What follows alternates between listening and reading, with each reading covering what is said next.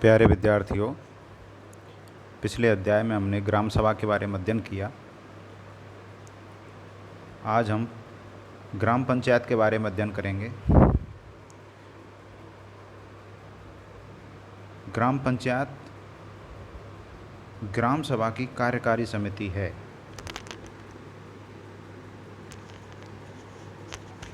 अर्थात ग्राम पंचायत के जो सदस्य चुने जाते हैं, वार्ड पंच और सरपंच,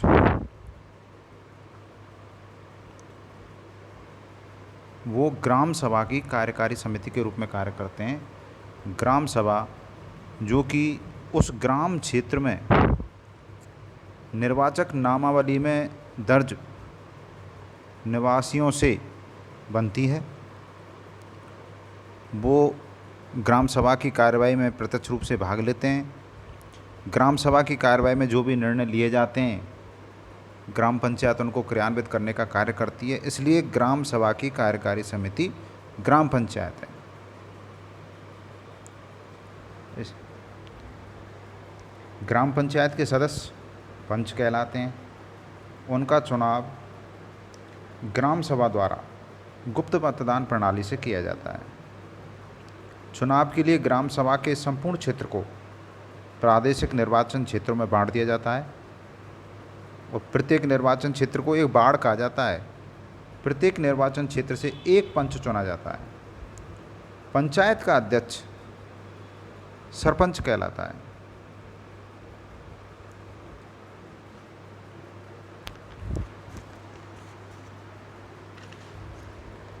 गठन के बाद में ग्राम पंचायत के कार्यों के बारे में अध्ययन करें। पंचायत के सुपुर्द या हवाले, पंचायत के सुपुर्द वे सब कार्य कर दिए जाते हैं जिन्हें करने की एक स्थानीय प्रशासन से अपेक्षा की जाती है। जो स्थानीय इकाइयों की स्थापना इसीलिए की गई है कि वो स्थानीय क्षेत्र के कार्यों को संपादित करें, स्थानीय समस्याओं का समाधान करें। इसके अतिरिक्त उसे सामुदायिक विकास कार्यक्रम को पूरा करने का साधन भी माना जाता है। सामुदायिक विकास कार्यक्रम जो सरकार ने 1952 में शुरू किया था और वह कार्यक्रम असफल रहा था, उस कार्यक्रम की असफलता की जांच के लिए एक कमेटी गठित की गई थी, बलवंत राय मेहता समिति। उस बलवंत राय मेहता समिति ने पंचायती राज की स्थापना के सुझाव दिए थे।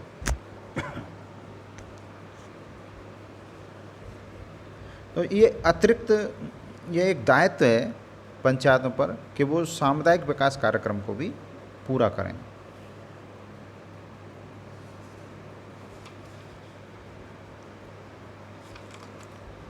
पंचायतें राज्य सरकार के एक उपकरण के रूप में उन विशिष्ट कार्यों का भी संपादन करती हैं जो उनके सुपुर्द किए जाते हैं। पंचायत के कार्यों को प्राय दो वर्गों में बांटा जा सकता है: अनिवार्य कार्य और ऐच्छिक कार्य। अनिवार्य कार्य वे हैं जो पंचायत को करने ही होते हैं। पंचायत उनको करने से मना नहीं कर सकती, कोई बहाना नहीं बना सकती। और ऐच्छिक कार्य वे हैं जिन्हें चाहे तो वो कर सकती है अथवा मना कर सकती है। अब इन कार्यों का हम विस्तार से अध्ययन करते हैं। अनिवार्य कार्य। अनिवार्य कार्यों की सूची में निम्न कार्य सम्मिलित हैं: सार्वजनिक कुओं, तालाबों और कुंडों का निर्माण, यानी कि जल के स्रोत, उनका निर्माण, मरम्मत, रखरखाव, घरेलू उपयोग के लिए जल की व्यवस्था। सार्वजनिक मार्गों, शौचालयों, नालियों, ग्राम पंचायत की सड़कों, पुलिया, पुल आदि का निर्माण और रखरखाव। हम जितने कार्यों का अध्ययन कर रहे हैं, ये कार्य स्थानीय संदर्भ में हैं। नेशनल हाईवे के पुल बनाना, स्टेट हाईवे के पुल बनाना, सड़कें बनाना ग्राम पंचायत के अधिकार क्षेत्र में नहीं है, बल्कि वो मार्ग जो ग्राम पंचायत क्षेत्र में हैं, गलियां में हैं, बाड़ों में हैं, कोई नाली है, उसके ऊपर अगर कोई छोटी पुलिया बनानी है, तो ऐसे कार्य और सड़कों की पुलियों की बात हो रही है। गांव के मार्गों में या सड़कों में प्रकाश की व्यवस्था करना, सार्वजनिक सड़कों, नालियों, बांधों, तालाबों, कुओं और सार्वजनिक स्थान, उनकी साफ सफाई।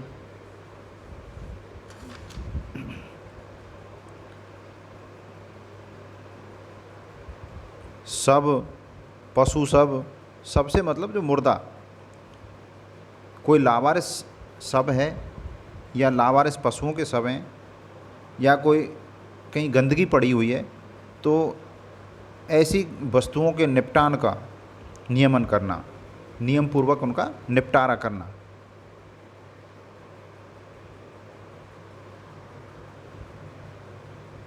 अर्थात लावारिस शवों और पशु शवों का निपटान करना। कृषि का विकास, कुटीर उद्योगों का प्रवर्धन यानी उनको बढ़ावा देना, सहकारिता का प्रवर्धन, मवेशी खानों का रखरखाव, कूड़ा करकट जमा करने के स्थानों को निश्चित करना,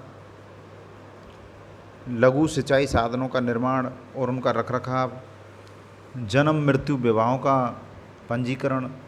जन्म, मृत्यु और विवाह, ये तीनों अलग अलग चीज़ें, इनका पंजीकरण करना। ग्राम पंचायत की संपत्ति का परिरक्षण यानी देखभाल करना, रक्षा करना।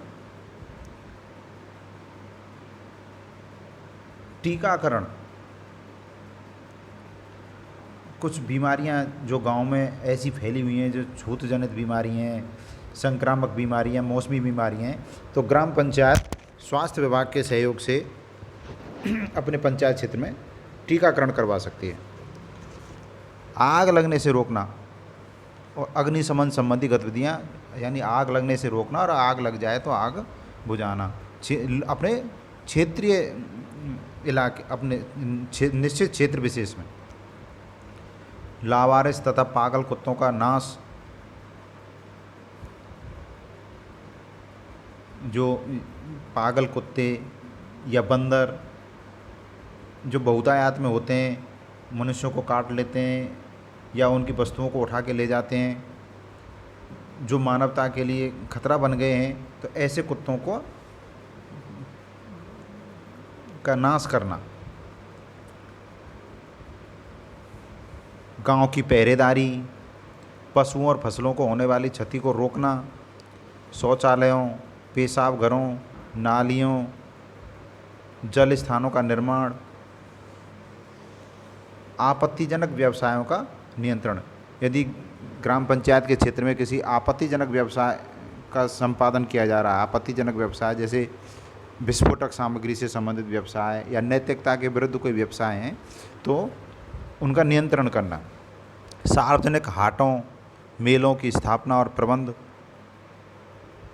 जनगणना के कार्य में सहायता देना, उन्नत बीजों का वितरण, सामाजिक शिक्षा का प्रवर्धन,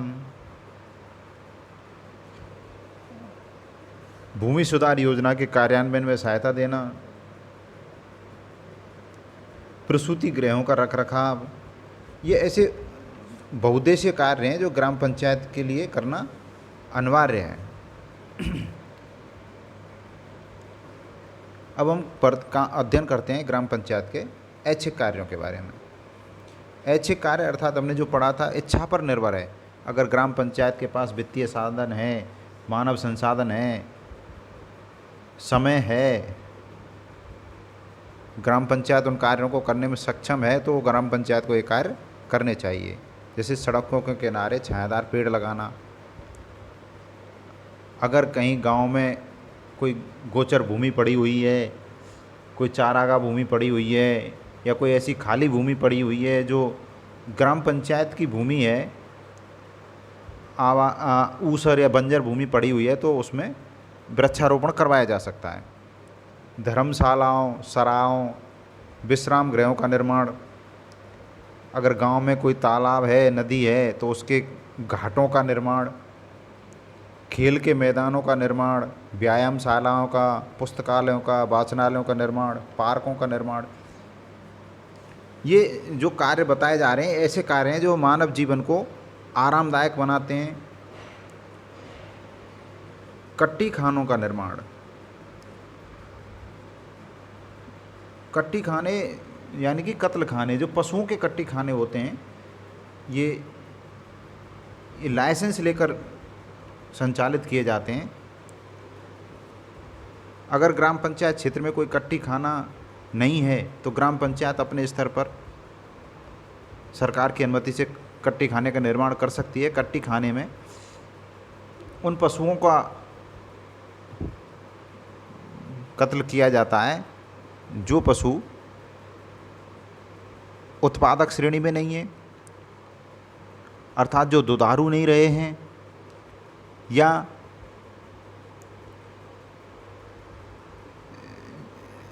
उनके कोई बीमारी है जिसका कोई इलाज नहीं हो सकता, वो बहुत असहनीय पीड़ा सहन कर रहे हैं, जैसे किसी एक्सीडेंट में किसी पशु के हाथ पैर टूट जाएं, उपचार संभव नहीं हो, उपचार के पूर्ण प्रयास कर लिए गए हों,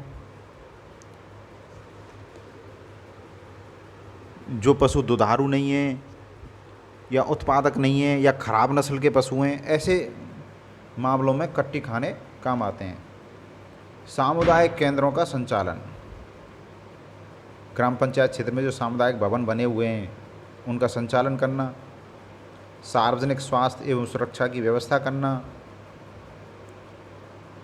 अन्नगारों का निर्माण यानी अन्न के भंडारों का निर्माण, गोदामों का निर्माण, इसको सीधे शब्दों में कहें, गांव में जैसे फसलें पैदा होती हैं और लोगों के पास अपनी फसलों को रखने के लिए जगह नहीं है, तो ग्राम पंचायत के द्वारा अगर गोदाम का निर्माण किया गया है तो लोग अपनी फसल को वहाँ पर रख सकते हैं। खरपतवार का हटाना, खरपतवार हटाना ग्राम पंचायत की जो भूमि है, जो बाग बगीचे ग्राम पंचायत ने विकसित किए हैं, उनमें अगर कोई खरपतवार है उसको हटाना। सामाजिक और नैतिक कल्याण का प्रवर्धन करना, सामाजिक और नैतिक कल्याण से मतलब है ऐसा एक परिवेश तैयार करना जिसमें मद निषेध यानी कि शराबबंदी, छुआछूत का उन्मूलन यानी अस्पृश्यता, भ्रष्टाचार का उन्मूलन और मुकदमेबाजी का उन्मूलन, ये ऐसे हैं जैसे गांव में एक शांत माहौल और सरस माहौल बनाने के लिए, गांव के लोगों में सामाजिक एकता स्थापित करने के लिए इन बुराइयों का अंत जरूरी है। तो ग्राम पंचायत इस दिशा में प्रयास कर सकती है।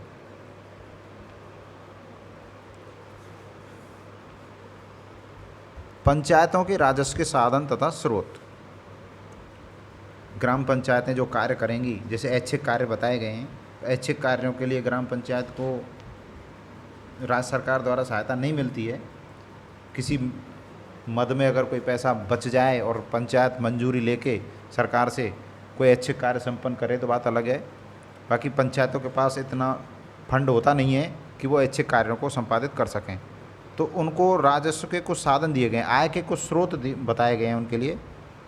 इमारतों पर कर यानी भवनों पर कर, एक निश्चित साइज से जो बड़े भवन हैं उन पर ग्राम पंचायतें कर लगा सकती हैं। प्रकाश कर, प्रकाश कर यानी जैसे रोड लाइट की व्यवस्था करती है ग्राम पंचायत, तो उसके लिए कर। व्यवसाय एवं उद्यम पर कर, ग्राम पंचायत क्षेत्र में जो भी औद्योगिक गतिविधियां हो रही हैं उन पर कर लगाया जा सकता है। निजी शौचालय पर कर, पशुओं तथा वाहनों पर कर, पशुओं की खरीद फरोख्त पर कर, वाहनों पर कर, पंचायत के क्षेत्र में बेचे गए पशुओं के पंजीकरण पर शुल्क, जिसकी हमने चर्चा की अभी। जल कर यानी कि जलापूर्ति जो की जाती है, ग्राम पंचायत के जल के जो स्रोत हैं उस जल को उपयोग करने पर कर। नाली व्यवस्था का शुल्क, नालियाँ भी ग्राम पंचायत द्वारा बनवाई जाती हैं, उनकी साफ़ सफाई का शुल्क लिया जा सकता है।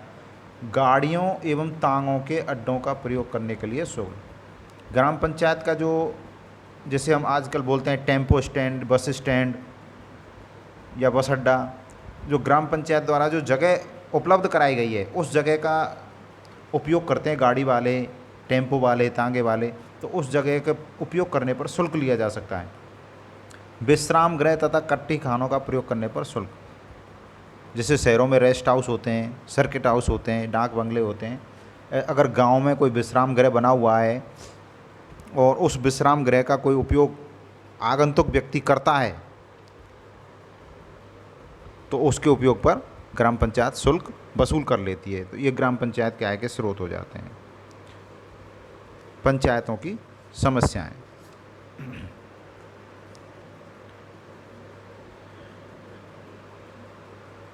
पंचायतों की समस्याओं का अध्ययन हम राजस्थान के परिप्रेक्ष्य में करें। राजस्थान सरकार ने 1964 में पंचायती राज अध्ययन दल के नाम से एक समिति नियुक्त की थी। इस समिति ने पंचायतों के कार्यों का अध्ययन किया और जो समस्याएं सामने आईं तो समिति ने उन समस्याओं को इस प्रकार से बताया। साधनों का अभाव, अर्थात पंचायतों के पास समुचित साधनों का अभाव है। वो नागरिकों को सुविधाएं उपलब्ध कैसे कराएं, उनके पास कोई साधन ही नहीं है। ना ही वो प्रभावकारी तरीके से सरकार की योजनाओं को क्रियान्वित कर सकती हैं। दूसरा है कार्यालयीय सहायता का अभाव। कार्यालयीय सहायता का मतलब है ऑफिस स्टाफ। वर्तमान में तो पंचायतों में ऑफिस स्टाफ उपलब्ध करा दिया गया है। पहले सरपंचों के पास प्रशिक्षित ऑफिस स्टाफ नहीं हुआ करता था। ग्राम पंचायत को जो सचिव होता था उसके पास कई पंचायतों के चार्ज हुआ करते थे। वो पर्याप्त समय सरपंचों के लिए नहीं दे पाते थे। इसके अभाव में ग्राम पंचायतें लगातार कार्य नहीं कर पाती थी, ना ही उनकी समय से बैठक हो पाती थी। समुचित शक्तियों का अभाव। ग्राम पंचायतों को कार्य करने के लिए या निर्णय लेने के लिए समुचित शक्तियाँ नहीं दी गई हैं। राजस्व तथा पुलिस कर्मचारियों के सहयोग का अभाव। कई बार ग्राम पंचायतों में कुछ कार्यों को संपादित करने के लिए, जैसे ज़मीन की कोई नापतोल करना चाहती है ग्राम पंचायत, या गांव में कोई ऐसी स्थिति पैदा हो गई है, ग्राम पंचायत कोई कार्य संपादित करना चाहती है और गांव में उसका विरोध हो रहा है, तो पुलिस का सहयोग लेना हो, समय पर यह सहयोग ग्राम पंचायतों को नहीं मिल पाता है। इसलिए अनेक मामलों में वे निर्णय नहीं ले पाती। मार्गदर्शन तथा परिवीक्षण का अभाव। समय समय पर ग्राम पंचायतों के कार्य करने के तरीके, ग्राम पंचायतों ने किस योजना को कितना संपादित कर दिया, ग्राम पंचायत को किसी स्तर पर अगर कोई मार्गदर्शन की आवश्यकता है, ये सारी चीज़ें उपलब्ध नहीं हो पाती। पंचों की उदासीनता। ग्राम पंचायत के जो सदस्य हैं, पंच जिनको बाढ़ पंच बोलते हैं, वो सक्रिय रूप से सहभागी नहीं हो पाते। ना वो समय पर ग्राम पंचायत की बैठकों में भाग लेते हैं, ना सक्रिय भूमिका निभाते हैं और हर काम को सरपंच पर छोड़ देते हैं। गुटबंदी। पंचायती राज की स्थापना से गांव के जनजीवन में दलबंदी और गुटबंदी बढ़ गई है। चुनावों से गांव में कटुता का माहौल पैदा हो गया है और जो प्रतिद्वंदी गुट होता है या जो चुनाव हारा हुआ गुट होता है, वो ग्राम पंचायतों के कार्यों में बाधा डालते हैं। नियम तथा कार्यप्रणाली की जटिलता। पंच और सरपंच पंचायती राज की कार्यप्रणाली को इतना अच्छे से नहीं समझते, क्योंकि उनके पास कोई ऐसा अनुभव नहीं होता कि उन्होंने जनप्रतिनिधि के रूप में कहीं काम किया हो। उनके लिए पहला मौका होता है। लोकतंत्र की पहली पाठशाला ग्राम पंचायत को इसलिए कहा गया है कि यहाँ पर जो जनप्रतिनिधि चुनकर आते हैं वो यहीं पर लोकतांत्रिक प्रक्रियाओं का अनुभव लेते हैं। लेकिन जब तक उनको अनुभव नहीं मिलता तब तक वो पंचायती राज की कार्यप्रणाली की जटिलता से घबराते हैं और निर्णय लेने से बचते हैं। अपराधियों के विरुद्ध सामयिक कार्रवाई का अभाव।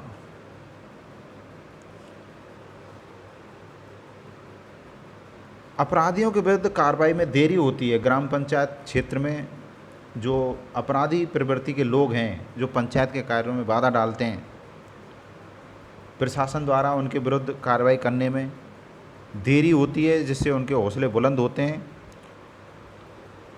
फलस्वरूप ग्राम पंचायतें बेहतर ढंग से काम नहीं कर पाती हैं।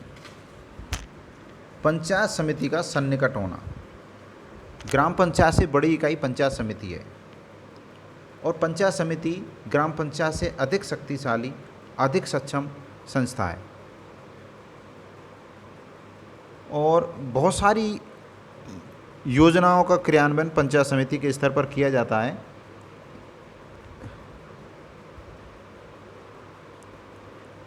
पंचायत समिति के निकट होने के कारण ग्राम पंचायतों के अभिक्रम को आघात पहुंचता है। सरपंच का महत्व। ग्राम पंचायत में सरपंच का अत्यधिक महत्व होता है। सरपंच ने ग्राम पंचायत की सारी शक्तियों को अधिग्रहित कर लिया है। पंचायत के अन्य सदस्य, वार्ड पंच अपने अधिकार और कार्यों के बारे में अनभिज्ञ हैं और सरपंच जैसे चाहता है ग्राम पंचायत का संचालन करता है। इन समस्याओं के समाधान के लिए समिति ने कुछ उपाय सुझाए थे जो निम्न प्रकार हैं। पंचायत की आय के साधनों में वृद्धि की जाए। पंचायत के कार्य और शक्तियों को अधिक स्पष्टता के साथ निर्धारित किया जाए। पंचायतों को नियमित रूप से कुशल कार्यालयी सहायता प्रदान की जाए। नियमबद्ध एवं सुबोध कार्यप्रणाली का विकास किया जाए।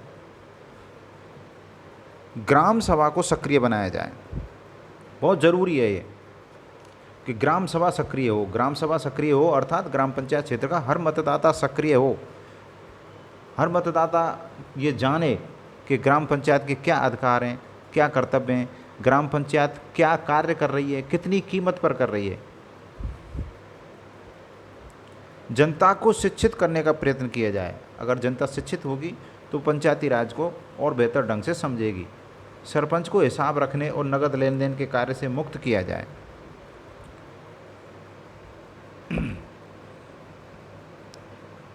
क्योंकि कई बार सरपंच वित्तीय प्रणाली को नहीं समझ पाते हैं और उनसे गलती हो जाती है, जबकि उनका मंतव्य बुरा नहीं था लेकिन वो हेरा फेरी के मामले में फंस जाते हैं।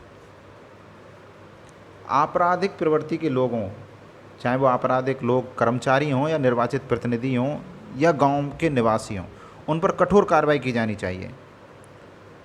भूलों और अनियमितताओं को घटित होने से रोका जाए। यानी कि कोई भूल अगर हो जाती है तो वो भूल बार बार पुनरावृत्ति नहीं होनी चाहिए उस भूल की।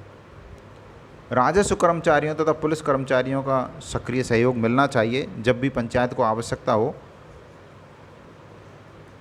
ये कर्मचारी उपलब्ध होने चाहिए। अंत में ग्राम पंचायत पर राज्य सरकार के नियंत्रण की बात करते हैं। राज्य सरकार का व्यापक रूप से पंचायत का पथ प्रदर्शन करने, नियंत्रण करने और नियमन करने का अधिकार है। वो ग्राम पंचायत को मार्गदर्शन करती है, रास्ता दिखाती है। संस्था के नियंत्रण का कार्य करती है। संस्था अपने अधिकार क्षेत्र से बाहर कार्य नहीं करे। संस्था को ऐसा, ग्राम पंचायत को ऐसा नियम नहीं बनाए जो राज्य सरकार के नियमों के विपरीत हो या राज्य सरकार की अधिकार क्षेत्र में हस्तक्षेप करता हो। राज्य सरकार को अधिकार है कि वह पंचायत के क्षेत्राधिकार को सीमित कर दे, यानी एक निश्चित क्षेत्र